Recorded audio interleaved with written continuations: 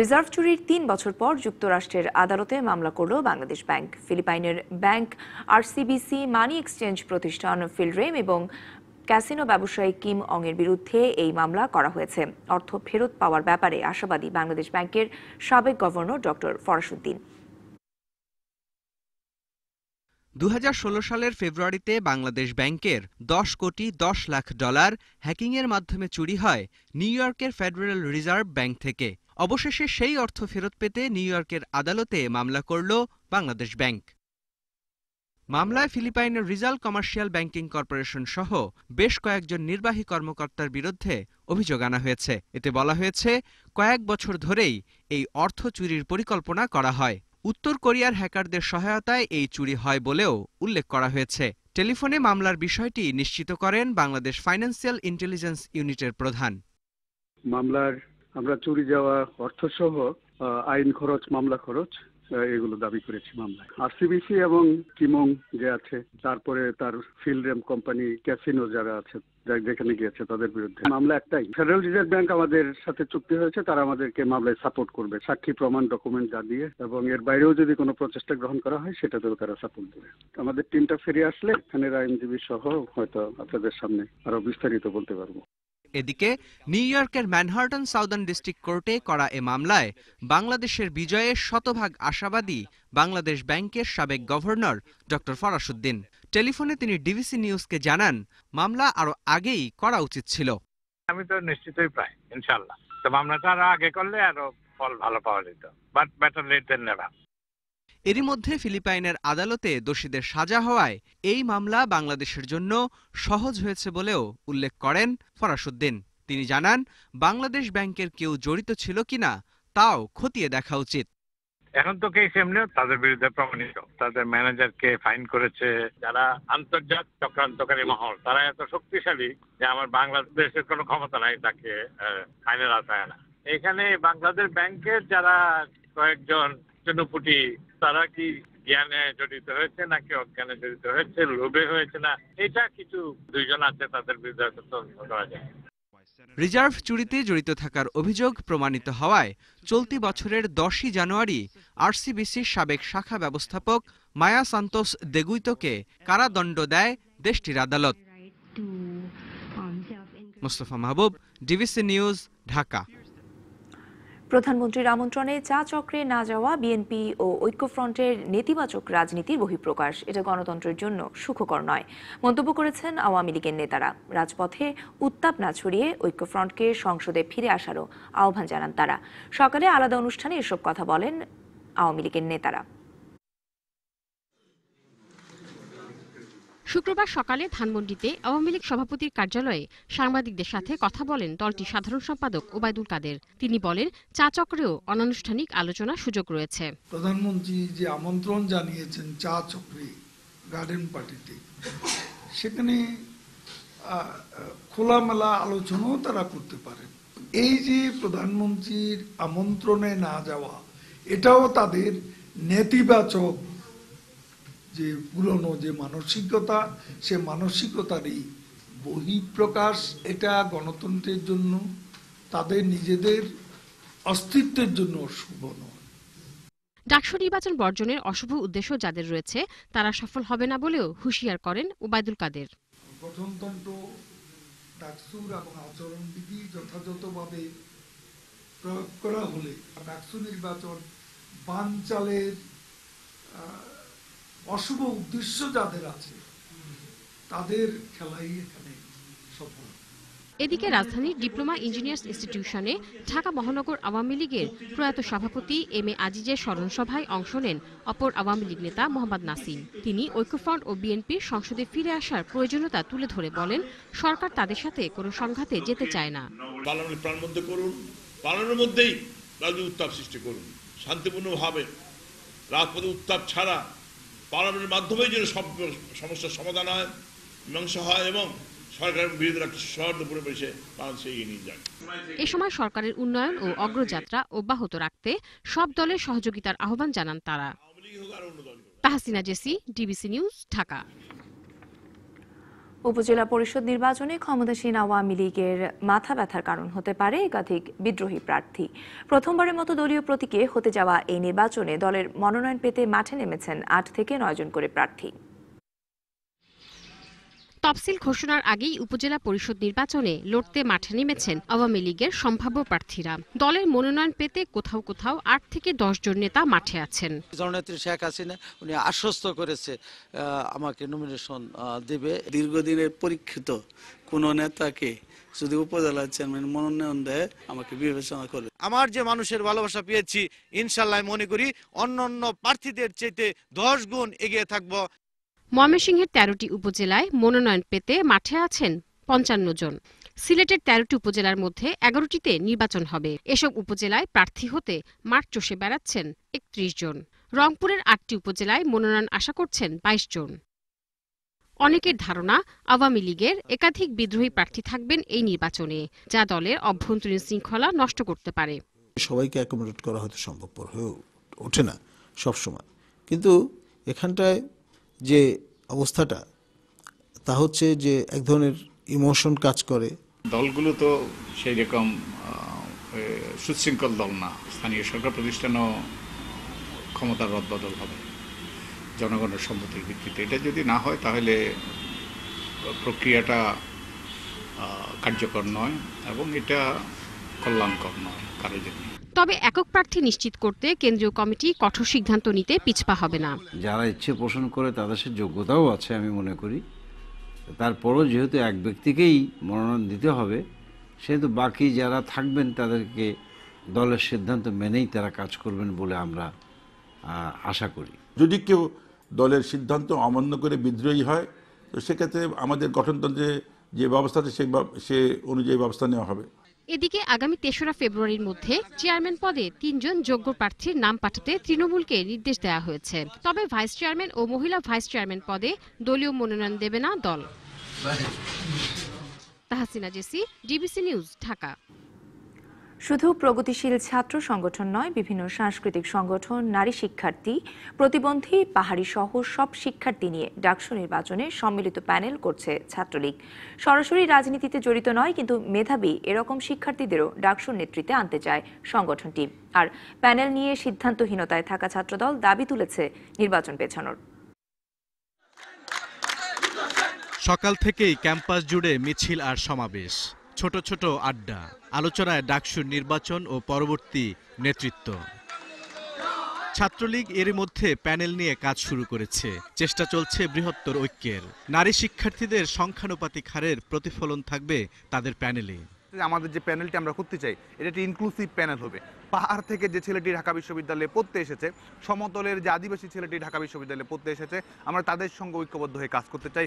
ঢাকা বিশ্ববিদ্যালয়ের নারী শিক্ষার্থীর অনুপাতে ছাত্রলীগের প্যানেল বা ছাত্রলীগের পক্ষ থেকে যে ঐক্যবদ্ধ প্যানেলটি থাকবে, সেখানে পর্যাপ্ত নারী শিক্ষার্থীর আনুপাতিক অংশীদারিত্ব আমরা অবশ্যই নিশ্চিত করব।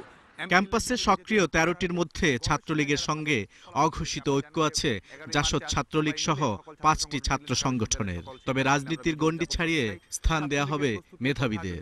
আমরা সাধারণ শিক্ষার্থীদের আশা আকাঙ্ক্ষার সঙ্গে সঙ্গতিপূর্ণ একটি প্যানেলই শিক্ষার্থীদের উপহার দিতে চাই। সামাজিক সাংস্কৃতিক প্ল্যাটফর্ম, একটি ছাত্র রাজনীতির প্ল্যাটফর্ম, আমরা কিন্তু এই দুটোতেই সীমাবদ্ধ থাকতে চাই না। আমরা সেই ছেলেমেয়েটির কাছে যেতে চাই যে বিশ্ববিদ্যালয়ের একাডেমিকভাবে অনেক ঈর্ষণীয় ফলাফল অর্জন করেছে, ডিনস অ্যাওয়ার্ড পেয়েছে, সবচেয়ে তাক লাগানো ফলাফল করে তার সহপাঠীদের অবাক করে দিয়েছে। ছাত্র রাজনীতিতে ছাত্রলীগের প্রধান প্রতিপক্ষ ছাত্রদল। বয়সের শর্ত থাকায় প্রার্থী হতে পারছেন না সংগঠনটির পদে থাকা প্রায় সব নেতাই। তারা জানান প্যানেল নিয়ে ভাবনা থাকলেও তা কিরকম হবে তার কোনো রূপরেখা তৈরি হয়নি। আর সহাবস্থান ছাড়াও তারা নির্বাচন পিছিয়ে দেওয়ার দাবি তুলেছেন। বিশ্ববিদ্যালয় প্রশাসনকে হঠাৎ করে দেখা যাচ্ছে যে নির্বাচন পেছানোর দিকে না গিয়ে তারা হঠাৎ করে নির্বাচন কীভাবে তা তড়িঘড়ি করে করা যায় সেই উদ্যোগ নিচ্ছে। নির্বাচনের উদ্যোগটাকে আমরা স্বাগত জানিয়েছি এবং আমরা চাই নির্বাচনটা হোক, কিন্তু সেই নির্বাচন হওয়ার আগে সেই নির্বাচন হওয়ার যে প্রেক্ষাপটগুলো, পরিবেশগুলো দরকার, যে যে জিনিসগুলো মাস্ট লাগবেই, সেইগুলো নিশ্চিত না করে নির্বাচন করাটা কিন্তু আমরা আসলে ভালো চোখে দেখছি না। 11ই মার্চ ডাকসু নির্বাচন, বাকি আছে শুধু আনুষ্ঠানিক তফসিল ঘোষণা। Bulbul Reza, DBC news, Dhaka. DBC সংবাদে আরও যা থাকছে। স্ত্রীর পরকীয়ার জের ধরে চট্টগ্রামে চিকিৎসক মোস্তফা মোর্শেদ আকাশের আত্মহত্যা বলছে পুলিশ।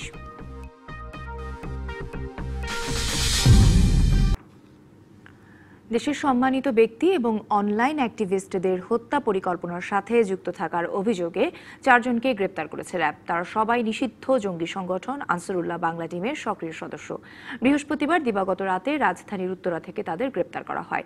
এ সময় তাদের কাছ থেকে উগ্রবাদী বই, মোবাইল ফোন ও ধারালো অস্ত্র উদ্ধার করা হয়েছে। সকালে কারওয়ান বাজারে এক সংবাদ সম্মেলনে র্যাব জানায়, একটি মামলার ছায়া তদন্ত করে গত রাতে শাহরিয়ার নাফিস, রাসেল, রবিউল ইসলাম এবং আব্দুল মালিক নামের এই 4 সদস্যকে গ্রেপ্তার করেছে তারা। র্যাব আরও দাবি করে, নতুন করে আবারও সংগঠিত হওয়ার চেষ্টা করছে আনসারুল্লাহ বাংলা টিম। নিষিদ্ধ সংগঠনটির প্রধান জসিমউদ্দিন রহমানীকে মুক্ত করার মিশনে নেমেছে এই সংগঠনের সদস্যরা। প্রশিক্ষণের জন্য ইতিমধ্যেই তারা পটুয়াখালী জেলায় একটি জায়গা তারা খুঁজছে, যেখানে তারা প্রশিক্ষণ গ্রহণ করবে। এবং যতদূর জানি যে তারা ইতিমধ্যে তাদের যে কনভারসেশন হয়েছে, সেই কনভারসেশনের মধ্যে তারা বলেছে তারা অস্ত্র সংগ্রহের জন্য যোগাযোগ করেছে এবং ইতিমধ্যে দেশ বিদেশ থেকে বিভিন্নভাবে তারা অর্থ সংগ্রহ করেছে। রিজার্ভ চুরির আরও খবর। রিজার্ভ চুরির বিষয়ে বাংলাদেশ ব্যাংকের করা মামলার আইনি লড়াইয়ে যুক্তরাষ্ট্রের অন্যতম শীর্ষ আইনি প্রতিষ্ঠান কুইন এমানুয়েলকে নিয়োগ দিয়েছে ফিলিপাইনের রিজাল কমার্শিয়াল ব্যাংকিং কর্পোরেশন RCBC। ফিলিপাইনের অনলাইন পত্রিকা ইনকোয়ারির এমন খবর প্রকাশ করেছে। প্রতিবেদনে বলা হয়েছে, বাংলাদেশ ব্যাংকের আইনি প্রক্রিয়াকে স্বাগত জানায় RCBC, তবে প্রতিষ্ঠানটি মনে করে রিজার্ভ চুরির ঘটনার জন্য বাংলাদেশ ব্যাংকই দায়ী। কুইন এমানুয়েলের আইনজীবীর বরাত দিয়ে প্রতিবেদনে বলা হয়েছে, এই মামলা কেবল বাংলাদেশ ব্যাংকের দায় RCBCর ওপর চাপানোর একটি রাজনৈতিক চেষ্টা মাত্র। আইনি লড়াইয়ের মাধ্যমেই RCBC রিজার্ভ চুরির দায় থেকে মুক্ত হওয়ার প্রত্যাশার কথাও জানায়। এবারে BSB ক্যামব্রিয়ানের সৌজন্যে অমর একুশে নিয়ে আমাদের আয়োজন আমার ভাষা।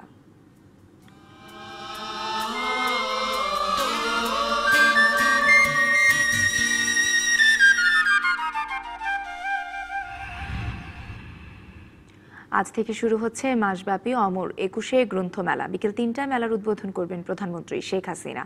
সোহরাওয়ার্দী উদ্যান আর বাংলা একাডেমি চত্বরে এখন চলছে স্টল সাজানোর শেষ মুহূর্তের প্রস্তুতি। প্রতিদিন বিকেল 3টা থেকে রাত 9টা, ছুটির দিনে বেলা 11টা থেকে রাত 9টা এবং 21শে ফেব্রুয়ারি সকাল 8টা থেকে 8:30 পর্যন্ত খোলা থাকবে অমর একুশে গ্রন্থমেলা।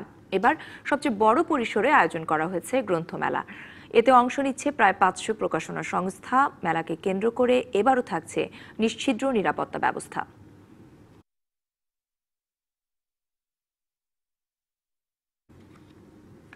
বাংলা প্রথম পত্র পরীক্ষার মধ্য দিয়ে আগামীকাল শুরু হচ্ছে SSC ও সমমানের পরীক্ষা। প্রশ্ন ফাঁস এবং যে কোনো অনিয়মের বিরুদ্ধে এবার কড়া বার্তা দিয়ে রেখেছে শিক্ষা মন্ত্রণালয়, শিক্ষা বোর্ড সহ আইন শৃঙ্খলা বাহিনী। শনিবার শুরু হচ্ছে SSC ও সমমানের পরীক্ষা। প্রথম দিন বাংলা প্রথম পত্র পরীক্ষা। প্রশ্নফাঁস রোধ এবং সুষ্ঠু পরিবেশে পরীক্ষা নিতে জাতীয় মনিটরিং ও আইনশৃঙ্খলা সংক্রান্ত কমিটির বৈঠক সহ বেশ কয়েকটি বৈঠকে নেওয়া হয়েছে বেশ কিছু গুরুত্বপূর্ণ সিদ্ধান্ত। প্রশ্নপত্র ফাঁস ও নিরাপত্তাজনিত কারণে 27শে জানুয়ারি থেকে 27শে ফেব্রুয়ারি পর্যন্ত সব কোচিং সেন্টার বন্ধ রাখার নির্দেশ দিয়েছে সরকার। প্রশ্ন পাঠানো হবে অ্যালুমিনিয়ামের তৈরি ফয়েল পেপারের বিশেষ নিরাপত্তা প্যাকেটে, যাতে ট্রেজারি থেকে কেন্দ্রে নেয়ার পথে কেউ প্রশ্নের প্যাকেট খুললে সহজেই ধরা যায়। একাধিক সেটের প্রশ্নপত্র সরবরাহ করা হবে এবং পরীক্ষার ঠিক 30 মিনিট আগে বলা হবে কোন সেটে পরীক্ষা নিতে হবে। এবারও পরীক্ষা শুরুর 30 মিনিট আগে পরীক্ষার্থীদের কেন্দ্রে প্রবেশ করতে হবে। যদি বিশেষ কোনো কারণে কারো দেরি হয়, সেই ক্ষেত্রে দেরির কারণ ও পরীক্ষার্থীর নাম ঠিকানা লিখে কেন্দ্রে প্রবেশ করতে হবে। সীমিত করা হচ্ছে মোবাইল ফোনের ব্যবহার। শুধু কেন্দ্র সচিব বেসিক ফোন ব্যবহার করতে পারবেন। পরীক্ষা ও প্রশ্ন বহনের দায়িত্বে থাকা অন্য কেউ কোনো মোবাইল ফোন ব্যবহার করতে পারবেন না। কেন্দ্রের 200 গজের মধ্যে 144 ধারা কার্যকর করা হবে। পরীক্ষার কাজে জড়িত নন এমন কেউ কেন্দ্রে যেতে পারবেন না। এসব নিষেধাজ্ঞা ভঙ্গের দায়ে সংশ্লিষ্টদের শাস্তি পেতে হবে। বৃহস্পতিবার শিক্ষামন্ত্রী ডাক্তার দীপুমণি জানিয়েছেন, SSC পরীক্ষায় অনিয়ম ধরা পড়লে সরকারি এবং বেসরকারি শিক্ষকদের বিরুদ্ধে কঠোর ব্যবস্থা নেওয়া হবে। দোষী শিক্ষক ও কর্মচারীগণ সরকারি শিক্ষা প্রতিষ্ঠানের হলে তাকে চাকরি হতে সাময়িক বরখাস্ত করে বিভাগীয় ব্যবস্থা গ্রহণ করতে হবে এবং বেসরকারি শিক্ষা প্রতিষ্ঠানের হলে তার MPO স্থগিত করে তাকে চাকরি হতে বরখাস্ত করার জন্য গভর্নিং বডিকে বলতে হবে। এবার ৩,৪৯৭টি কেন্দ্রে ২১,৩৫,৩33 পরীক্ষার্থী এসএসসি ও সমমানের পরীক্ষায় বসবে। বিকাশ বিশ্বাস, ডিবিসি নিউজ, ঢাকা। ডিবিসি সংবাদে নিচ্ছে একটি বিরতি, সঙ্গেই থাকুন। ছুটির দিনে জমে উঠেছে ঢাকা আন্তর্জাতিক বাণিজ্য মেলা। এই মুহূর্তে মেলা প্রাঙ্গণে আছেন সহকর্মী ইব্রাহিম পাঠান, সরাসরি যোগ দেব তার সাথে। ইব্রাহিম, বেলা বাড়ার সাথে সাথে মেলায় দর্শনার্থীদের উপস্থিতি কেমন দেখছেন?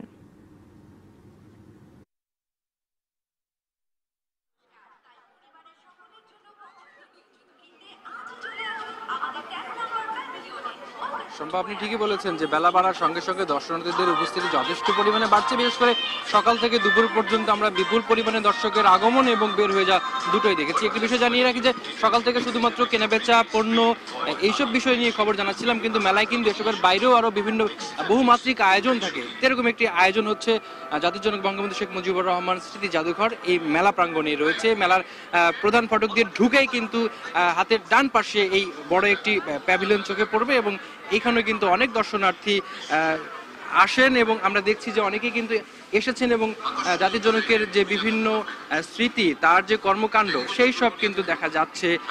আমরা একটু দেখাতে চাই দর্শককে যে দর্শনার্থীরা ছোট ছোট ফ্রেমে কি নিবিষ্ট চিত্তে জাতির জনকের এই যে কর্মকাণ্ড সেইগুলো দেখছেন।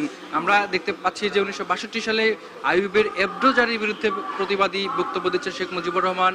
এরকম তার যে সারা জীবনের আন্দোলন সংগ্রামের যে ইতিহাস, ঐতিহ্য, সব কিছুই কিন্তু অনেকগুলো ফ্রেমে ফ্রেমে এখানে তুলে ধরা হয়েছে এবং সকাল থেকে রাত অবধি যতক্ষণ পর্যন্ত মেলা খোলা থাকে ততক্ষণ পর্যন্ত কিন্তু এইসব জিনিস এবং এইসব ঐতিহ্য মানুষজন দেখছেন। আমরা একটু একজনের সঙ্গে একটু কথা বলতে চাই। আপনি তো এগুলো দেখছেন, আপনি একটু জানাবেন যে শেখ মুজিবের যে কীর্তিগুলো, এগুলো আপনার কতটুকু নাড়া দিচ্ছে, সাড়া পাচ্ছেন কতটুকু? ডেফিনেটলি এগুলো সাড়া দেওয়ার বিষয়ে সাড়া দিচ্ছে, 100% সাড়া দিচ্ছে। ভালো লাগছে? অবশ্যই ভালো লাগছে, ভালো না লাগার কিছু নেই। এমনি জীবনের মধ্যে জাতির জনক না ভালো লাগার তো কিছুই নেই। অসংখ্য ধন্যবাদ আপনাকে। সম্পাদ, দেখছিলেন যে এই দর্শনার্থীর মতো আরো অসংখ্য দর্শনার্থী সকাল থেকে রাত অবধি এখানে ভিড় জমাচ্ছেন এবং দেখছেন। সম্পা, আপনাকে ধন্যবাদ। ইব্রাহিম, আপনাকে ধন্যবাদ মেলা প্রাঙ্গণ থেকে আমাদের সাথে সরাসরি যুক্ত হবার জন্য। স্ত্রীর পরকীয়া নিয়ে বিরোধের জের ধরে চট্টগ্রামের চিকিৎসক মুস্তফা মোর্শেদ আকাশ আত্মহত্যা করেছে বলে জানিয়েছে পুলিশ। সকালে চট্টগ্রাম মেট্রোপলিটন পুলিশের সম্মেলন কক্ষে সংবাদ সম্মেলনে এই তথ্য জানিয়েছে পুলিশ। এর আগে আত্মহত্যায় প্ররোচনার অভিযোগে গত রাতে আকাশের স্ত্রী ডাক্তার তানজিলা হক চৌধুরী মিতুকে আটক করা হয়।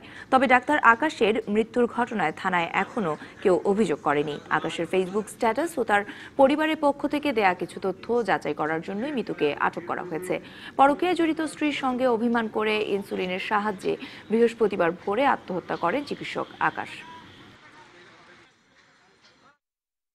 তাদের মধ্যে মনোমালিন্য চলছিল। 31শে জানুয়ারি ঝগড়া শুরু হলে তাদের মধ্যে কিছু হাতাহাতি হয়। এর পরপরই ডাক্তার আকাশ তার হাতে ইনজেকশন পুশ করে।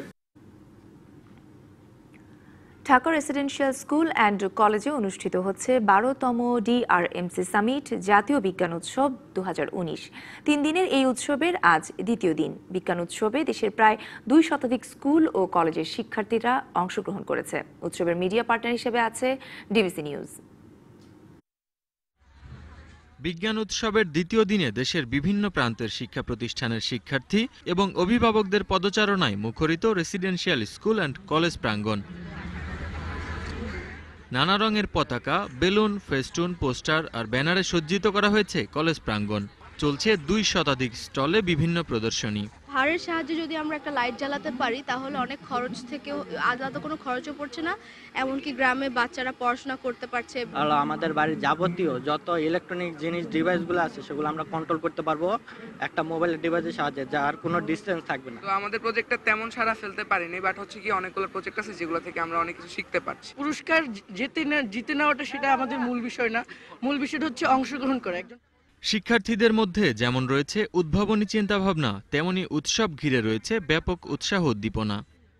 সবাই এখানে এসে একটা বিজ্ঞান মনস্ক ভাব নিয়ে আসে, নতুন নতুন শেখে, নিজেদের আইডিয়াকে এক্সপ্লেন করে। মেকানিক্যাল, নন মেকানিক্যাল অনেক প্রজেক্ট এসেছে, এ সম্পর্কে আমরা আরো ভালো কিছু জানতে পারছি। তো অনেক কিছু আছে যেটা আমরা শিখতে পারি এখান থেকে, যেটা আমরা বাস্তব জীবনে কাজে লাগাতে পারি। খালি আমরা এরকম না যেখানে প্রজেক্টটা করেই চলে গেলাম, আমরা কিন্তু মজা হচ্ছে। আমরা বৃহস্পতিবার উৎসবের উদ্বোধন করেন বিদ্যুৎ, জ্বালানি ও খনিজ সম্পদ প্রতিমন্ত্রী নসরুল হামিদ। 3 দিনব্যাপী বিজ্ঞান মেলায় প্রজেক্ট ডিসপ্লে, ফটোগ্রাফি প্রদর্শনী, olympiad, IQ test, science fiction লিখন, quiz, programming contest, robotic workshop সহ বিভিন্ন প্রতিযোগিতা রয়েছে। বর্তমান তরুণ প্রজন্ম অনেক বেশি বিজ্ঞান মনস্ক, তাদের ভিতরে অনেক বেশি কৌতূহল এবং আগ্রহ, তাদের প্রত্যেকটা প্রজেক্ট নতুন নতুন আইডিয়া সমৃদ্ধ এবং তরুণদের আগ্রহ থেকে আমরা অনেক বেশি অনুপ্রাণিত হচ্ছি। সমাপনী অনুষ্ঠানের মধ্য দিয়ে শনিবার শেষ হবে বিজ্ঞান মেলা। Mahim Mustafiz, DBC news, Dhaka. খুলনার বটিয়াঘাটার চুল কাটার কারিগর মিলন শীল তার দোকানে গড়ে তুলেছেন অভিনব সেলুন পাঠাগার। নিজের পড়াশোনার স্বপ্ন পূরণ না হলেও সেলুনে পাঠাগার গড়ে আলো ছড়াচ্ছেন মানুষের মাঝে। ক্ষুধাটা অন্তত আমার আছে, প্রচুর আছে, তা সেই ক্ষুধার কারণেই এগুলো আমি ধরে রেখেছি আমার ক্ষুধা নিবারণের জন্য। আর সাথে যদি অন্য কারো কেউ ক্ষুধার্ত থাকে এই বিষয়ে, সে এটা নিয়ে ক্ষুধা পূরণ করুক, সেই আমার কামনা। চুল কাটার দোকানে বইয়ের পাঠাগার, অবিশ্বাস্য হলেও বাস্তব। অভিনব সেলুন পাঠাগারের উদ্যোক্তা খুলনার বটিয়াঘাটার মিলনশীল। মানুষের সৌন্দর্য বর্ধনের পাশাপাশি নিজ সেলুনে গড়েছেন বইয়ের সংগ্রহশালা। মিলনের পাঠাগারে রবীন্দ্রনাথ, নজরুল ও শরৎচন্দ্র সহ বিভিন্ন লেখকের 3 শতাধিক বই। সেলুনে অপেক্ষার সময়টুকু গ্রাহকরা পার করেন বই পড়ে। অসামাজিক পথে যারা যাবে, এরা অন্তত এই মিলনের এই যে উদ্যোগটা, এটা ওদের মনের ভিতরে একটা খোরাক জাগাবে যে মিলন যদি চুল কাটার পাশাপাশি একটা লাইব্রেরি স্থাপন করে দৃষ্টান্ত উপস্থাপন করতে পারে, তাহলে আমরা কেন মাদকাসক্ত হব, আমরা কেন বিপথে যাব। বাড়িতে বই নিয়ে পড়ারও সুযোগ পাচ্ছে শিক্ষার্থীরা। বই থেকে আমরা জ্ঞান অর্জন করতে পারি, বিভিন্ন রকম বাহ্যিক যে জ্ঞানগুলো সেগুলো আমরা ক্যারি করতে পারি। স্বপ্ন ছিল লেখাপড়ায় বড় হওয়ার, অর্থের অভাবে মিলনশীলের স্বপ্নভঙ্গ। মাত্র 13 বছর বয়সে যোগ দেন বাবার সেলুনে। সেলুনের কাছে আসার পরে একসময় বুঝতে পারলাম যে আসলে পড়ালেখাটা খুবই প্রয়োজনীয়। তা আমার তো সে সুযোগ সুবিধা হয়নি, অর্থ অভাবের কারণে, সংসারে অনটনের কারণে আমার কাজে আসতে হলো। তা আমার ইচ্ছা হলো আমি একটু পড়ব।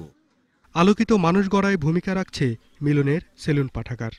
ভাষা খুঁজে পাই না যে ও এইরকম একটা পেশায় থেকে এরকম একটা উদ্যোগ নিয়েছে। পাঠাগারটা আরও সমৃদ্ধশালী এবং আরও কিছু বসার জায়গা থাকলে যারা এখানে বসে বইটা ভালো করে পড়তে পারে।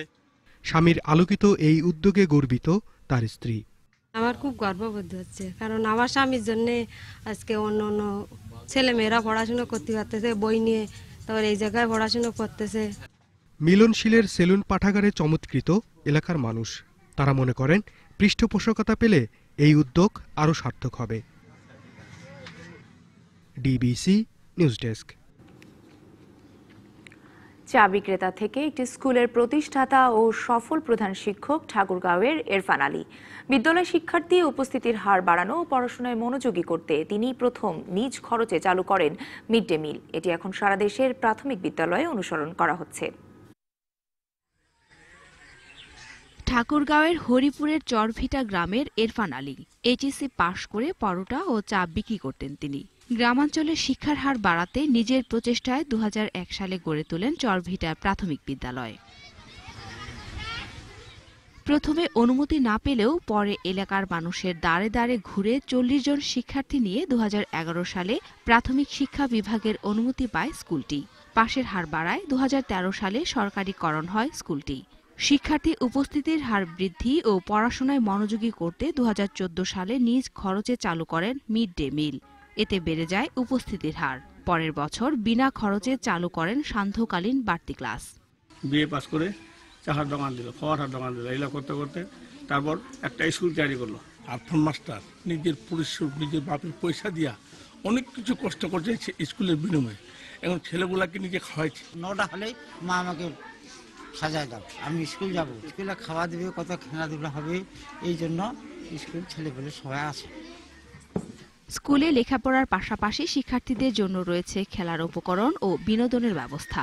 বিদ্যালয়ের পুকুরে মাছ চাষ ও হাঁস এবং মুরগি পালন করে আসে বিদ্যালয়ের আয়। সে আয় থেকে শিক্ষার্থীদের মিড ডে মিলের খরচও চালানো হয়।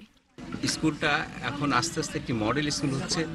এই স্কুলটাকে ঘিরে হরিপুরের অন্যান্য স্কুলগুলোর মধ্যে একটা সুস্থ প্রতিযোগিতা তৈরি হচ্ছে।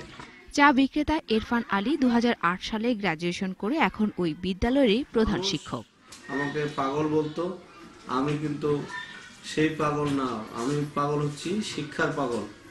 আজ আমার গ্রামের একটি বাচ্চাও 9টার পরে বাড়িতে বসে থাকে না। 100% সাক্ষরতা হয়েছে আমার গ্রামে, এবং আমি আমার ইউনিয়নকে স্বাক্ষরমুক্ত করার জন্য পদক্ষেপও নিয়েছি।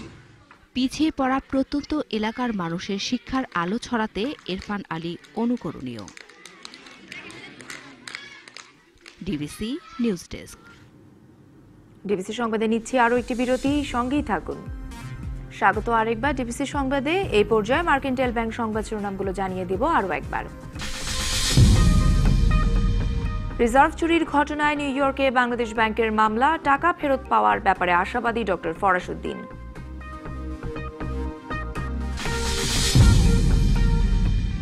প্রধানমন্ত্রীর চা চক্রে জাতীয় ঐক্যফ্রন্টের যোগ না দেয়া নেতিবাচক রাজনীতি, মন্তব্য ওবায়দুল কাদেরের। বাংলা একাডেমিতে শুরু হচ্ছে মাসব্যাপী অমর 21 গ্রন্থমেলা, কিছুক্ষণ পরই উদ্বোধন করবেন প্রধানমন্ত্রী। এবং আগামীকাল শুরু হচ্ছে এসএসসি ও সমমানের পরীক্ষা, প্রশ্নপত্র ফাঁস রোধে এবার কঠোর অবস্থানে সরকার।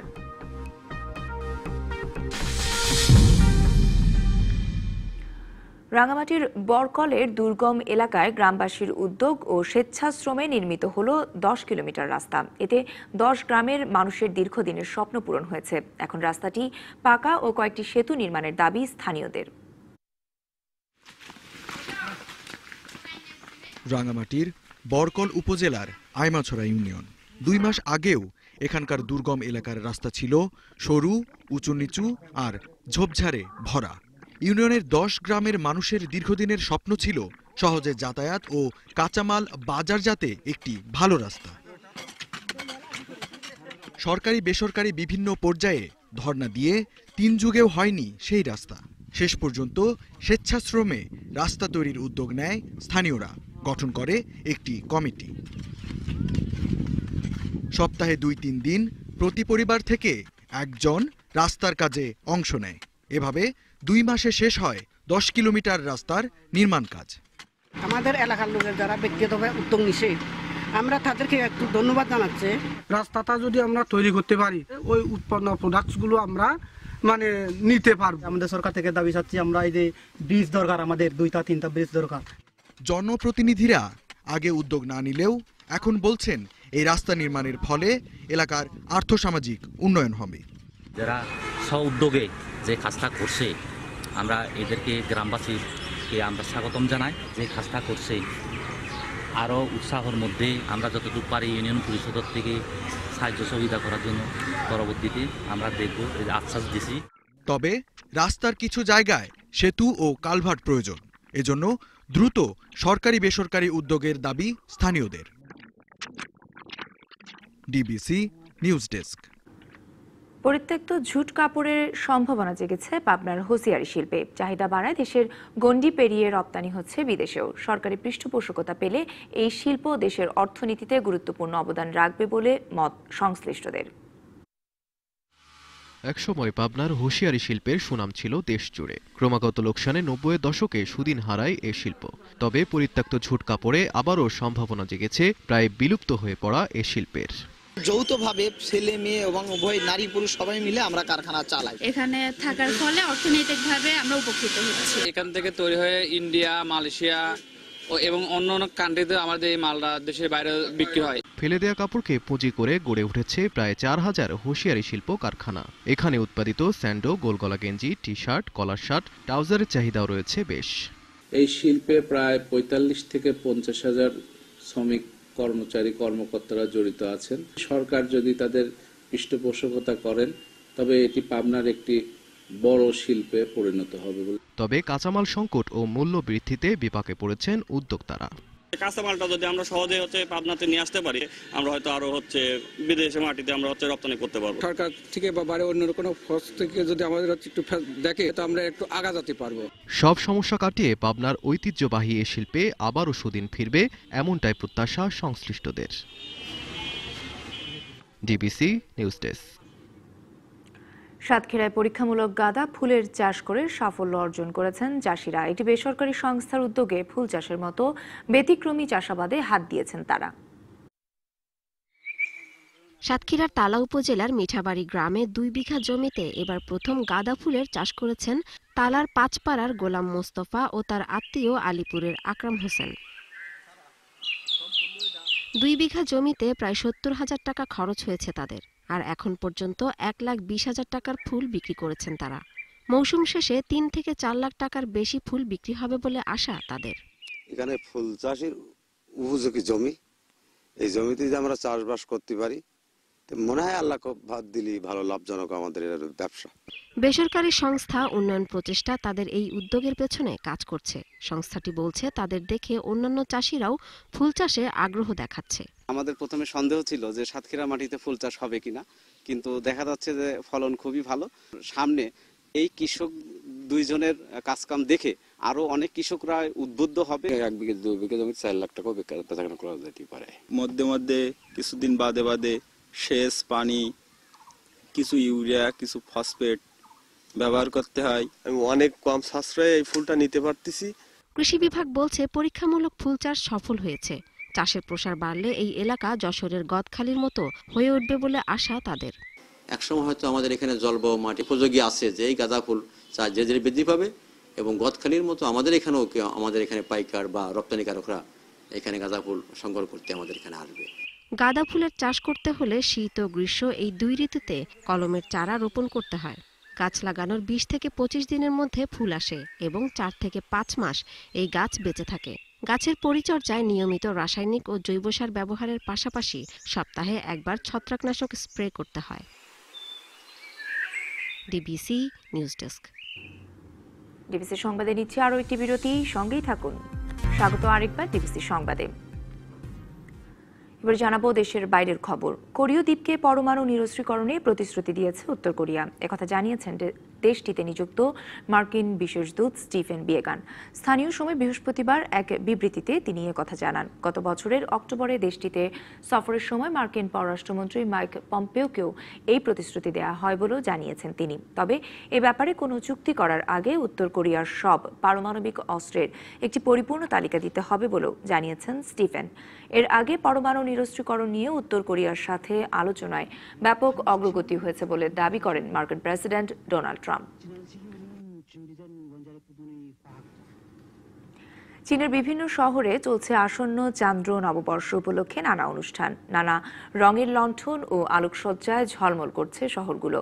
উৎসবের নজরকাড়া আয়োজনে অংশ নিতে প্রতিদিনই স্থানীয় লোকজনের পাশাপাশি ভিড় করছেন দেশ বিদেশের দর্শনার্থীরা।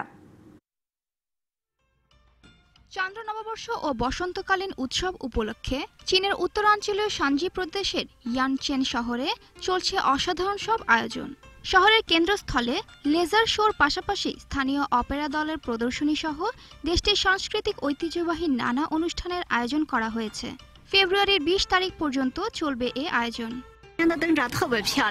আমি আশা করিনি যে সামাজিক যোগাযোগ মাধ্যম উইচ্যাটে দেখাচ্ছে আয়োজনটি এখানে এসে দেখতে এত বেশি ভালো লাগবে।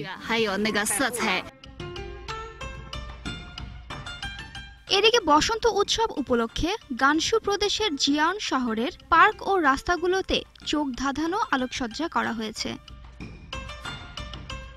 এবছরের বসন্তকালীন লণ্ঠন উৎসবটি গত 22 বছরের মধ্যে সবচেয়ে বড় আকারে আয়োজন করা হয়েছে। খরচ হয়েছে 40 লাখ ইউয়ান। সিচুয়ান প্রদেশের সানিং শহরেও লণ্ঠন উৎসবকে কেন্দ্র করে জমকালো আতশবাজি ও আলোকসজ্জার আয়োজন করা হয়েছে। মার্চের 10 তারিখ পর্যন্ত চলবে এ আয়োজন। তিয়াশা জাহান, ডিবিসি নিউজ ডেস্ক। সংবাদ এই ছিল এখনকার মতো। ডিবিসির সঙ্গেই থাকুন 24 ঘন্টা।